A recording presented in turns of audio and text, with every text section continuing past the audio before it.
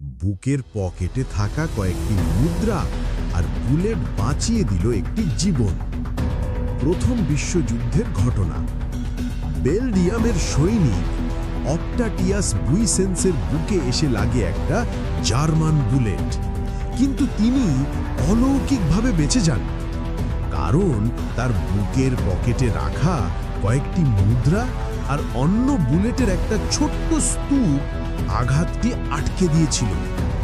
যুদ্ধের বহু বছর পর তার ছেলে বুইসেন্স এর যুদ্ধকালীন ডায়েরি খুঁজে পান।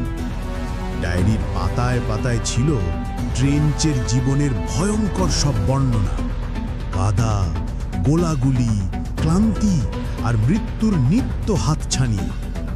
কিন্তু সবচেয়ে বড় চমক ছিল অন্যখানে। ডায়েরির ভাঁজে সযত্নে রাখা ছিল সেই দিনের সেই বাঁকানো বুলেটগুলো, বাবার অবিশ্বাস্য ভাগ্য এবং বেঁচে থাকার নীরব সাক্ষী হিসেবে।